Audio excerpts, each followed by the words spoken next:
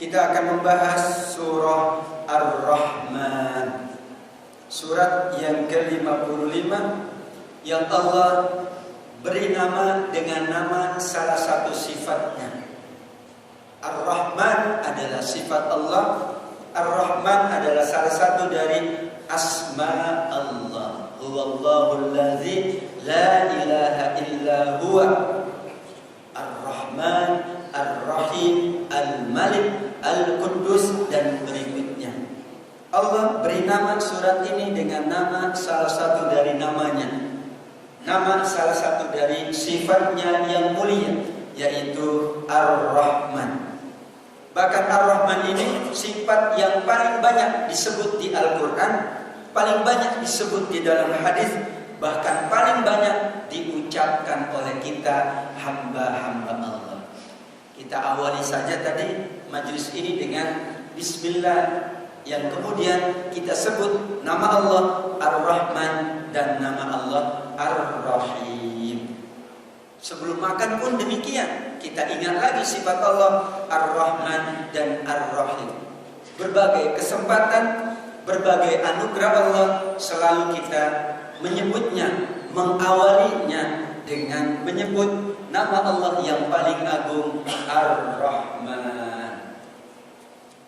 Dalam Al-Quran ada 3 nama yang Allah namakan suratnya dengan nama-nama sifatnya, Al-Asma Al-Husna. Ini yang terakhir Ar-Rahman karena di urutan ke-55. Tapi ada surat yang ke-40 Allah namakan pula dengan nama sifatnya Ghafir atau Al-Mu'min. Ya, ada yang menyebutnya Al-Mu'min, tapi Al-Mu'min sifat Allah juga. Ghafir sifat Allah juga, yaitu artinya Maha Pengampun. Al-Mu'min yang memberikan keimanan, yang memberikan keamanan, yang memberikan ketenangan.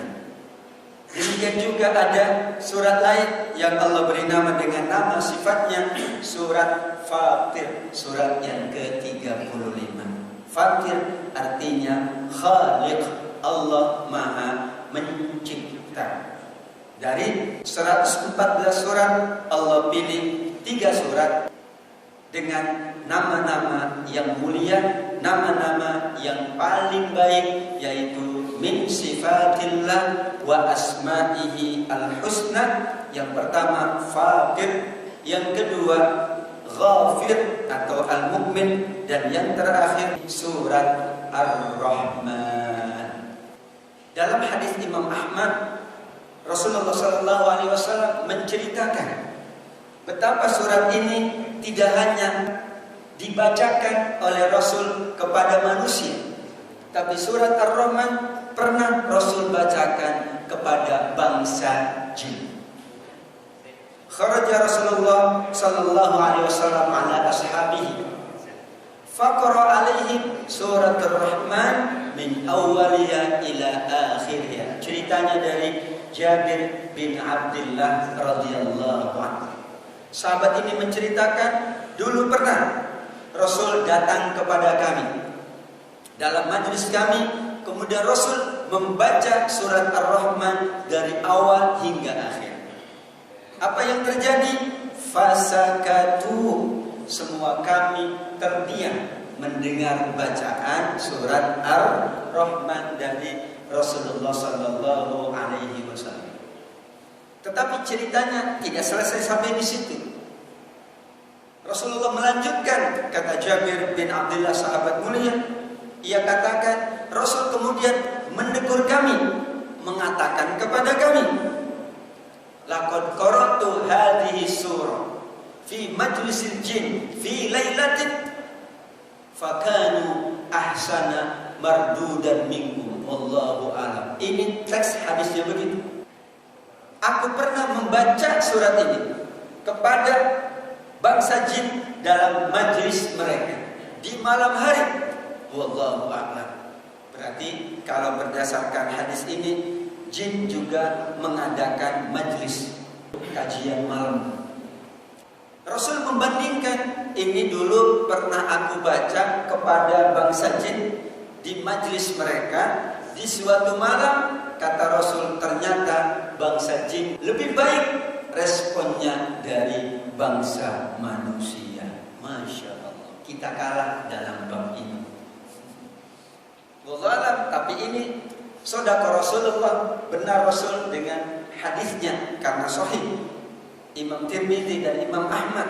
Tapi kenapa ketika Rasul baca surat Ar-Rahman, para sahabat terdiam? Tidak salah, karena memang orang terbaik ketika dibacakan Al-Quran adalah diam dan menyimak. Seperti Bapak Ibu semuanya menyimak, maka diam semuanya. Tapi diamnya macam-macam. Ada diam sambil nganggut-nganggut, ada diam sambil nyimak, ada yang diam wallahu a'lam bishawab. Tapi yang paling hebat ini jin, kata Rasul. Aku baca, mereka lebih baik responnya. Kenapa?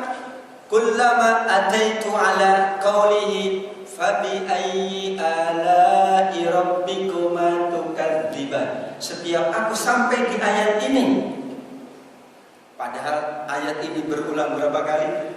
31 kali. Enggak ada ayat yang diulang sampai 31 kecuali ayat ini. 31. Berarti kalau dihitung surat Ar-Rahman ini 78. Kalau dibagi 31 berarti per ayat berapa? Per 2 ayat, bahkan ada yang per 1 ayat. Yang beda tentu yang pertama. Karena pertama ayat tersebut ada di ayat 13. Berarti 12 ayat untuk yang pertama. Berikutnya 2 ayat. Berikutnya 1 ayat. Berikutnya 1 ayat. Berikutnya 2 ayat. Jadi dibagi 2 per 1 ayat atau per 2 ayat.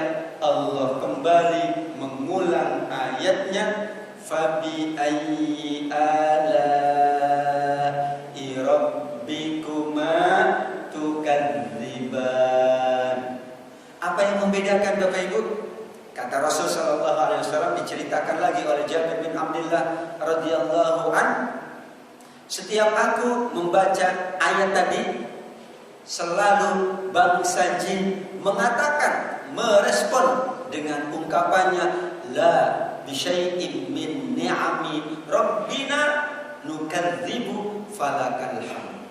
Dengan nikmat-nikmat mana dari nikmat-nikmat Tuhanmu yang kalian dustakan, yang layak untuk didustakan? Maka mereka menjawab setiap ayat ini dibaca selalu, berarti 1 kali mereka mengatakan, bangsa jin, wallahu a'lam, mereka katakan, tidak ada dari nikmat-nikmatmu yang patut kami dustakan. Wallahu a'lam. Tapi maknanya begini, tidak berarti bangsa jin lebih baik dari bangsa manusia. Tapi Rasul ingin mengatakan bahwa ketika kita sampai di ayat ini, harusnya kita renungkan, harusnya kita tanya diri kita, ada tidak di antara nikmat-nikmat Allah yang kita dustakan? Apakah kita kemudian mengingat nikmat Allah, kemudian kita katakan di dalam hati, ya Allah, tidak ada satupun dari nikmat-Mu yang layak, yang patut hamba dustakan. Fabi ayyi ala'i rabbikuma. Kuma itu kan 2, jin dan manusia. Tukadzibani, 2, kalangan jin dan manusia. Maka surat Ar-Rahman tidak hanya ditujukan kepada kita, tapi ditujukan kepada bangsa jin. Para ulama menyimpulkan, annal jinna idza amanu wattaqau dakhulul jannah. Kesimpulan para ulama berdasarkan ayat-ayat ini, bahkan surat Ar-Rahman tadi 2 Allah sebut jin dan manusia.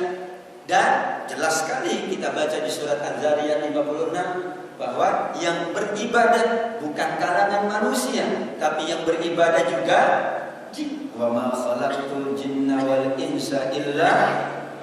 Malah ada surat jin Rasul bacakan, mereka baca, mereka sampaikan kepada kaumnya, jika bangsa jin beriman dan bertakwa, mereka pun layak masuk surga.